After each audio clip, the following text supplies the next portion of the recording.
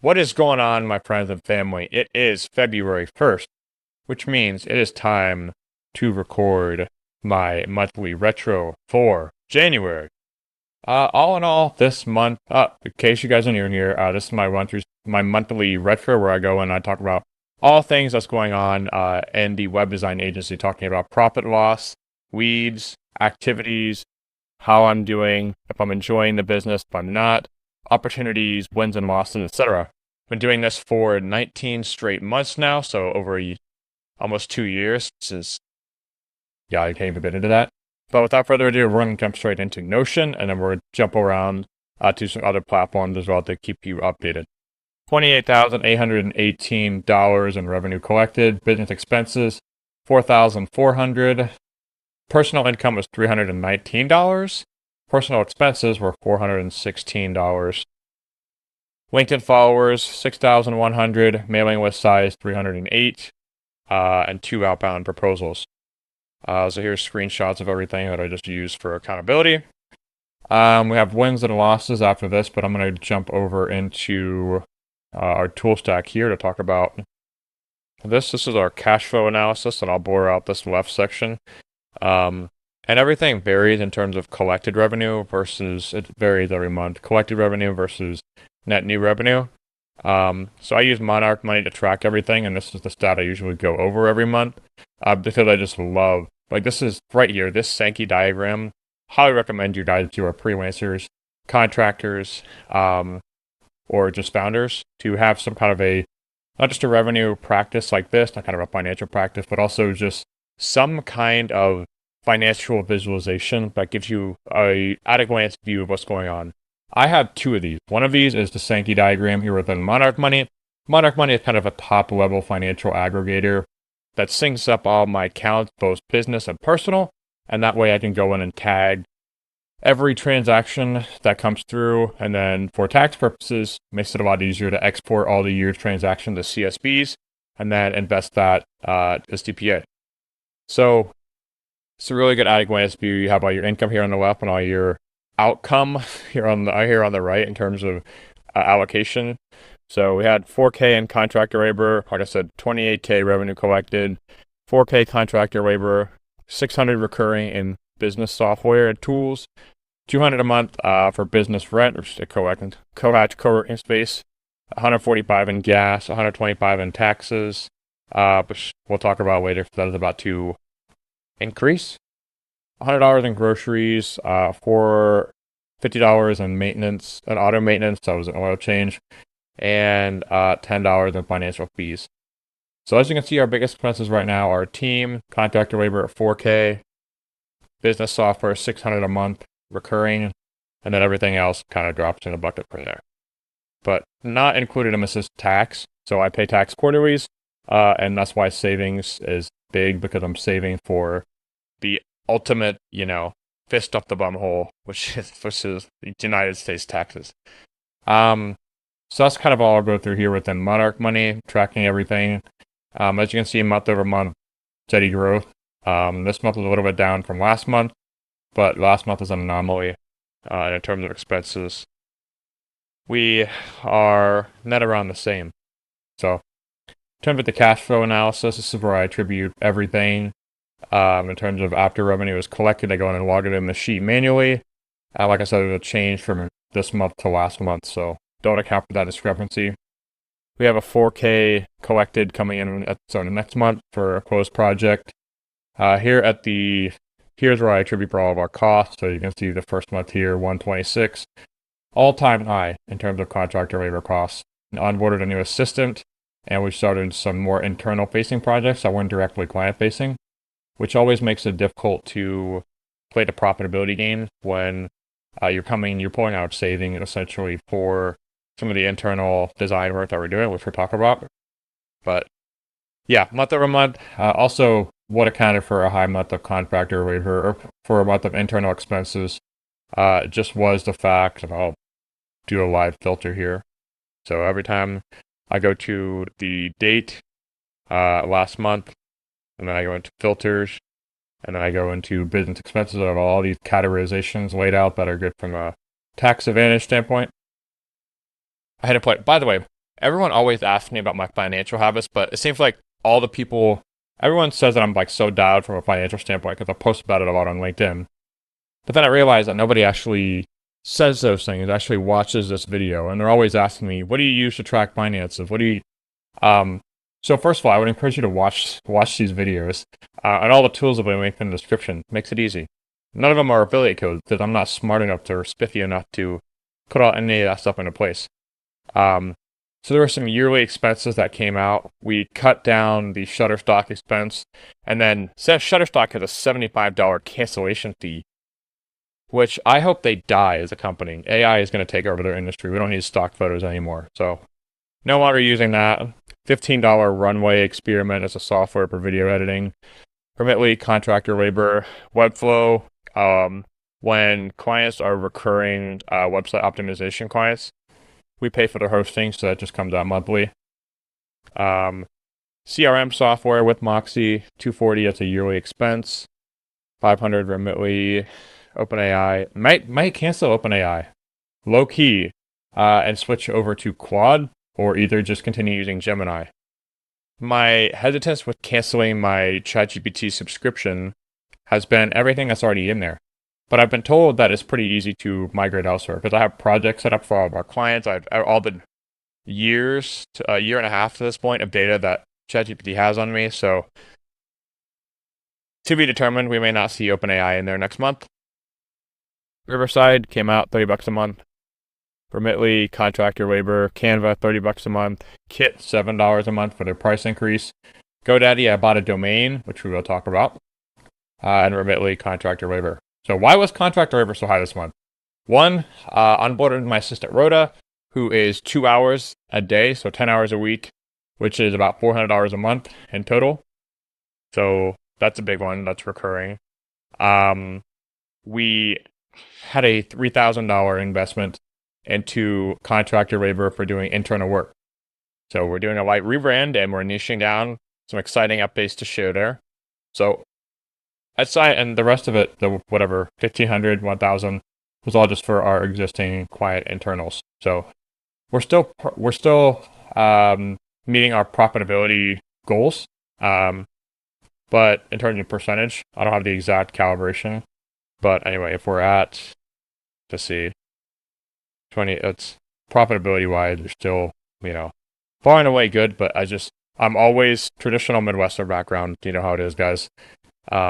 Have to be cash flow positive, and that's my biggest priority. So it was a heavy month from the investment standpoint. Also, more recently, $400 for a trip to Florida.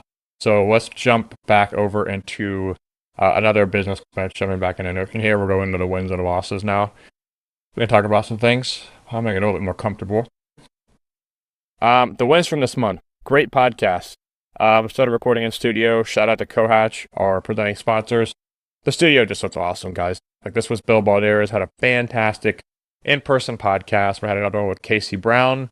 Boom, just amazing photos, amazing podcasting experience. What can I say? Just these make me look way better than I actually am.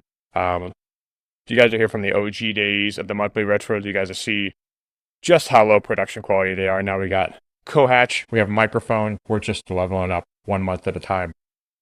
Above the Fold Conference, trip to Florida, $400 for flights, $330 for tickets. Yikes. Stick a knife in me and stab it. That was another business expense that attributed to our total. But this is just going to be so dope.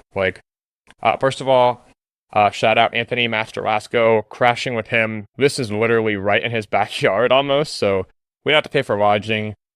Just flights, just so expensive. The cheapest one we would find was $400, 2 weeks in advance too. On Spirit Airlines, has anyone ever booked $400 for a round trip to Florida on Spirit Airlines? What the hell are we doing here? Spirit Airlines is supposed to be for traditional Midwestern lean people who don't like spending money like me. Come on, Spirit. Richard Branson, what the hell are we doing? Yeah, I don't know. But this is going to be awesome. Podcast guest, Anthony, podcast guest, Tass, future podcast guests here, hopefully Sahil, Jess, Rob, Eric, all these people are badasses. The way this is formatted to work is there's going to be a couple. I got the cheaper ticket, but there's like dedicated pitch rooms, so I think that's what they do for their sponsors. I got a speaker prorated ticket rate, so I'm had to pay half. Shout out to Tass, she's a legend. But yeah, this is going to be a lot of fun talking about web. We will have the new website launched, which will lead me to my next win. We started working with a designer to redo our current branding. And it's just going so well. We're currently working on the service pages. But this is how everything is coming together. And every time I look at play, I just get so fucking happy. Pardon my French. But this is the direction we're going to go. We're going to be another expense, another investment into the company. I should stop calling these expenses. These are investments. We are going to have our VSL kind of above the fold here with some editing of our previous, really good work. Just look at the way that this site looked, guys. I don't know if we got testimonials here. This is a really nice above the fold impression. Really nice. Like, look at these drop shadows, y'all. Like, are you kidding me? These are going to be case studies. We're going to go live with 4 really good case studies. They have a comparison section. Oh, my Lord. Come on. Who we serve best, logos, pricing and rates. This is what we do right here. We're bringing some Zero to Hero, really good mock-ups. Just the design quality of these. Also, the case studies template page. Like, get out of here, guys. Like, look at these mock-ups. Like, if you're an agency, always work with a designer who makes your work look even better. Like, look at these, dude. Like, this is insane. Work with a designer who can make mock-ups that make your work look really good. So, yeah, amazing quality here. This about page, design equals trust, Webflow expert partners, trusted by leading healthcare companies, healthcare, probably based in Columbus, Ohio, bio, team section. Yes, look at this. Design eyes, marketing brains, relationship heart. Like, that's us, guys. We're going to swap out some of these photos because they're a little bit too personal, if that's possible. But this is going to be big for us. Like, if I've reached $250,000 in revenue with, the site that I currently have up, like, this is really going to let us charge some awesome rates. We've got a trusted partners section, trusted partners template page, migrating those over, 2-step opt-in page, native it's been Webflow. We're going to get our stuff dialed in the CRM side with that. And yeah, I'm just absolutely stoked with the direction we're headed for the company and what this is going to do, how this is going to poise us for growth for the future. So that's probably the biggest win from this month. A few posts popped off. So if we head over to LinkedIn, we had 2 posts that did really well this month. We're up at 6K followers, which isn't terrible. A couple posts that popped off. One, let me go to post here.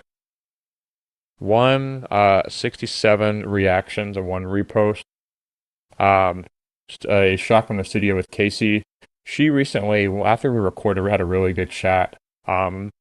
She you guys can read the post, but she said, like, you need to really stop, without going into too much detail, you need to really stop putting yourself down with your language. You need to talk in a way that isn't so detrimental to yourself, but give yourself credit.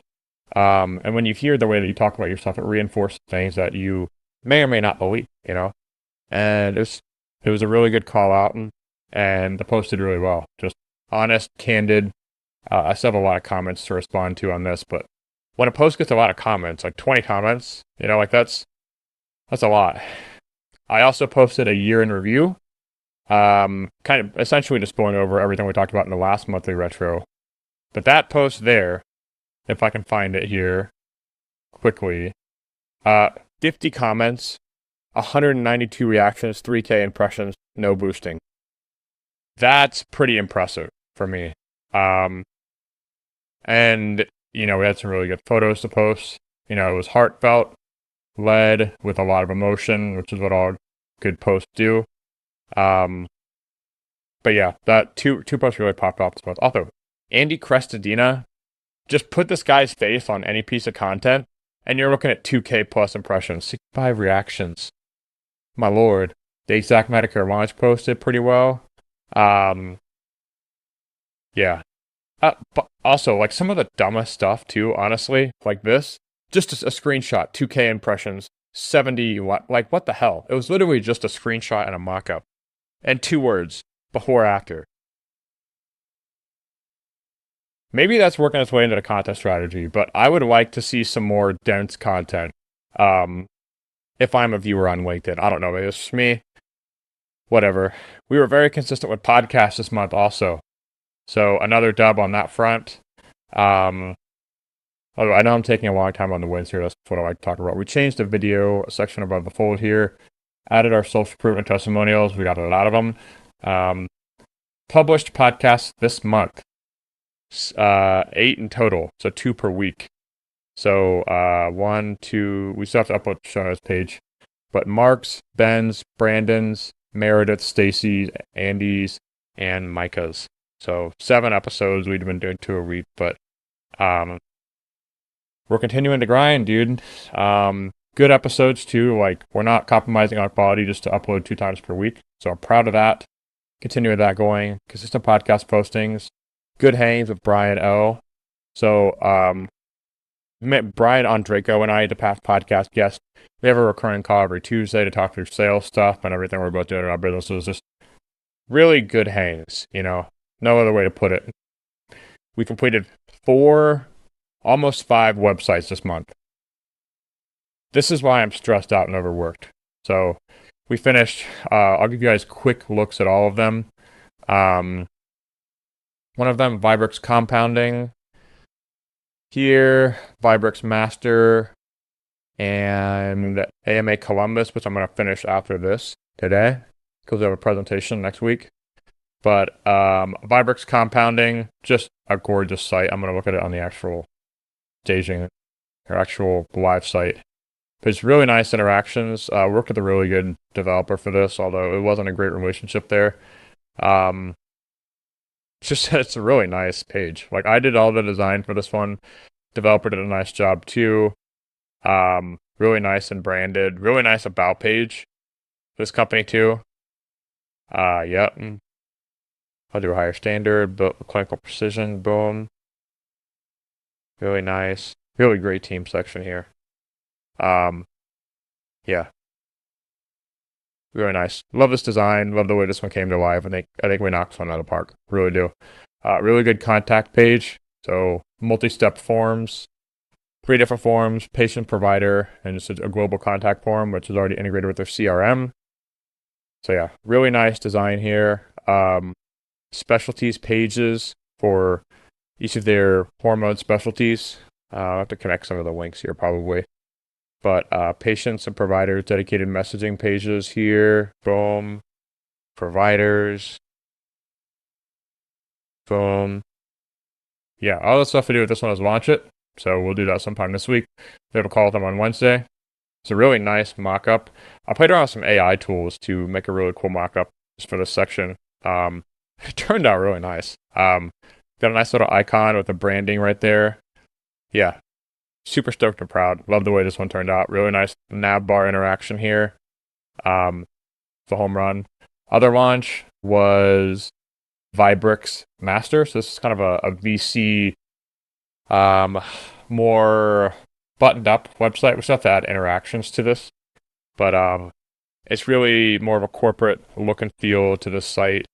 Want to make sure that we're appealing to the right audience, and it alludes to all of our subsidiary brands that come out. Really nice interactive scroll section of all the properties of their company, and proper linkage here in the bottom. Really nice navigation. So I'm a big fan of this one and how it presents itself. Really nice gradients on these icons here. So simple, kind of a simple landing page, but a really good approach to what they're representing, each individual variant of their company, and it really unifies the brand together. So super proud of that one too. AMA Columbus, I'll share that in a later video, but again, we're also developing the MMG new website currently, and development is coming along awesome. It's a really tough site to develop, and Clark is absolutely doing a great job. yeah, this is going to be big for our company. Really stoked to see it come together, guys. Next monthly retro, this one will be launched in the wild, and we'll see. It's going to be a big next chapter for the company. So yeah, I'll go over some of these other later. I don't have the juice right. I've been going on 20 minutes here. Losses, 4K in contractor labor. That's a lot. If you would have told me this time last year, back when I was making 4K a month, that I would be paying other people 4K a month, that would just be insane to me. But that's a lot, and it's more than I'm comfortable with, to be honest. So we may have to downgrade some of our hours and do some more internally. They had a bad contractor experience with the developer, just not communicating well, leading to some twice done work.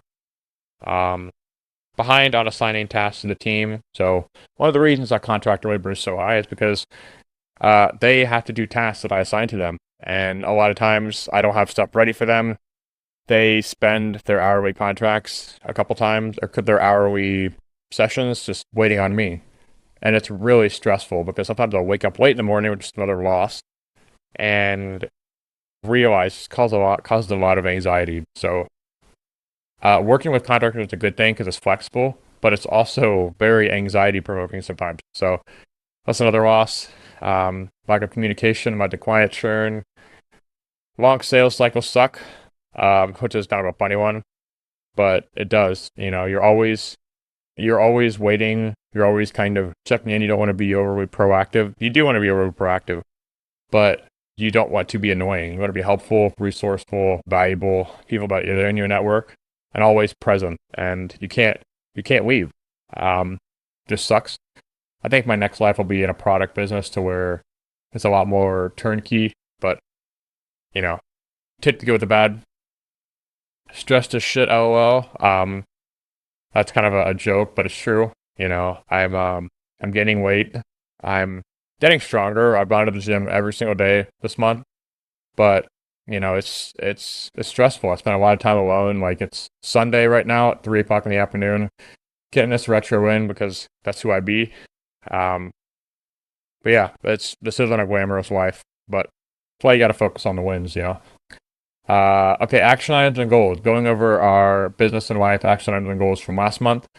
Established website visual direction. We did 1 hour dedicated to LinkedIn SOP. I was not accountable to doing as much outreach as I should have this month, so that's an L. Never missed a team meeting. I did. I missed one earlier this month. Established agency partner with hours. I did not do that. Organize our project manager. I did not do that. Trim down subscription list. That I did do. With Shutterstock. Stopped using Adobe for the first time since college. Started using Affinity Designer more, which I'm really enjoying for thumbnails and stuff like that. I still do all of our thumbnails, which is got the most leverage use in my time, but I enjoy it. So yeah, a lot of stuff I need to catch up on. Gym every day that I did do. Co-host 3 times per week that I did do. 3 phone calls a day that I did not do. I did not do 3 cold calls. Be present in podcast that I did do. So yeah, looks like I'm short on the business. I have high standards when it comes to the business side of Andy.